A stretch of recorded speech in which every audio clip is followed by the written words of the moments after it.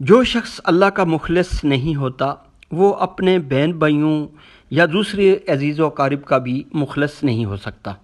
دراصل وہ کسی کا بھی مخلص نہیں ہوتا۔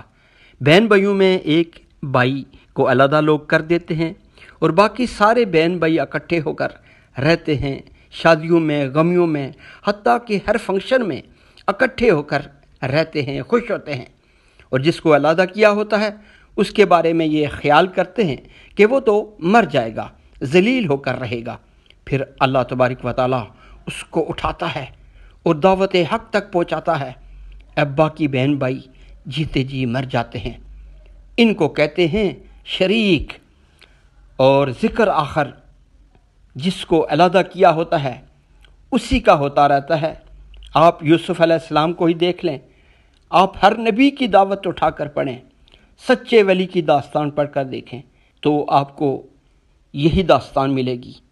آئیے قرآن ترجمے کے ساتھ آج سے پڑھنے کی سعادت حاصل کرتے ہیں۔